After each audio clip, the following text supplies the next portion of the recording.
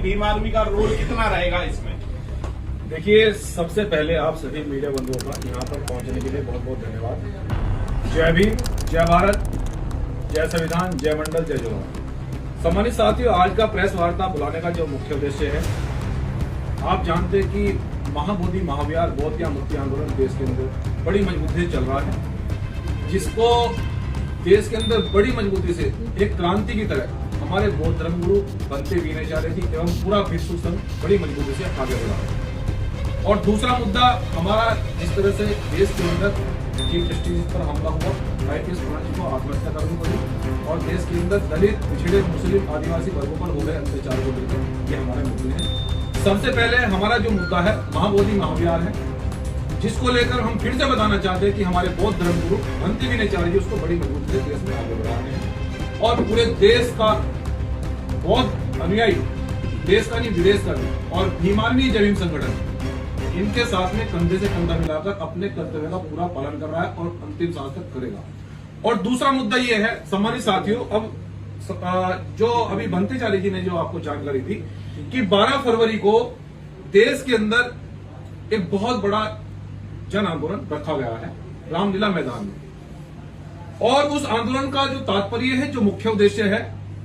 उसके लिए बहुजन समाज के प्रत्येक, देश के प्रत्येक नागरिक को हमारा ये संदेश है। और बहुत महत्वपूर्ण बात है कि जब बाबा साहब डॉक्टर अंबेडकर ने 14 अक्टूबर 1956 में जब ये देखा कि देश के सबसे बड़े समुदाय के साथ में जातीय भेदभाव, ऊंच नीच और बहुत बड़े पैमाने पर अत्याचार हो रहा है, तो बाबा साहब डॉक्टर अंबेडकर ने देश के सभी लोगों को कहा कि बौद्ध बनिए। बुद्ध का रास्ता समता, समानता, न्याय का प्रतीक है, और वो भाईचारे का प्रतीक है, जो एक कंट्री में नहीं, देश की 56 कंट्रियों में स्थापित है। लेकिन जिस समय बाबा साहब ने हमें बौद्ध में बनने का संदेश दिया, आज उनके जाने के बाद, इतने साल बाद भी बनते विनयाचार्य जी ने इस आंदोलन को इसलिए आगाज किया है कि बाबा साहब डॉक्टर अंबेडकर इस आंदोलन को 1956 में अकेले लड़ रहे थे, और लगभग 4.5 लाख लोगों के साथ में उन्होंने इस आंदोलन को बड़ी मजबूती से आगे बढ़ाया। लेकिन उनके संघर्ष, उनका बलिदान से आज देश का बहुजन समाज, बौद्ध को मानने वाले लोग, संविधान को मानने वाले लोग, वो जिंदा है या मुर्दा है, ये 12 फरवरी को देश साबित करेगा। और अगर आप जिंदा हैं तो 12 फरवरी को ये आप साबित करेंगे कि डॉक्टर अंबेडकर जी के मानने वाले लोग, संविधान को मानने वाले लोग, और जो बाबा साहब डॉक्टर अंबेडकर ने हमें मार्ग दिखाया, वो हम सब लोग बड़ी मजबूती से, और इस आंदोलन का मैं कार्यकर्ता होने की वजह से ये भी अपील कर रहा हूं कि पूरे देश से हम लोग पूरे ADC से लेकर चोटी तक का जोड़ लगा देंगे। और बहुजन समाज से मैं विशेषकर अपील कर रहा हूं कि इस देश की व्यवस्था ने हमें केवल मजदूरी करने के लिए लगाया गया, और मजदूरी करके उन्होंने ये कहा कि तुम्हें मजदूरी के अलावा किसी चीज पर ध्यान नहीं देना है। लेकिन बाबा साहब ने कहा कि आप लोग जब तक सामाजिक आंदोलन नहीं करोगे, जब तक तुम मजदूर रहोगे, जब तक तुम्हारे ऊपर जूते फेंके जाते रहेंगे, जब तक IAS PCS की वैल्यू भी 0 रहेगी। लेकिन आज बहुजन समाज शिक्षित भी है, पढ़ा लिखा भी है, इसलिए वो 12 फरवरी को अपने घर से निकलकर अपने पैसों पर, अपने किराए से, क्योंकि बहुजन आंदोलन आप लोग जानते हैं कि वो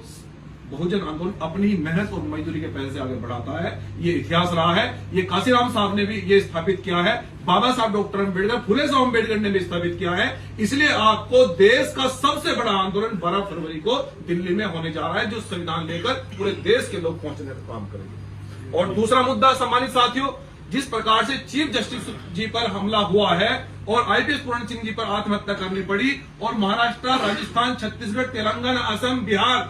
और जिस प्रकार से इन राज्यों में SC ST पर लगभग आंदोलन, लगातार अत्याचार हो रहा है, उत्तर प्रदेश में बहन बेटियों के लगातार बलात्कार हो रहे हैं, ये इसका सबसे बड़ा कारण, क्योंकि बहुजन समाज सोया है, और जो सोए समाज होते हैं, जो वो लोग, वो समाज मुर्दे के समान होता है। जो लोग आवाज नहीं उठाते, वो केवल लाशें उठाते हैं। आपको 12 फरवरी को यह साबित करना है कि बहुजन समाज लाशें नहीं उठाएगा, अब वो आवाज उठाएगा, और बौद्ध में हम लेकर रहेंगे।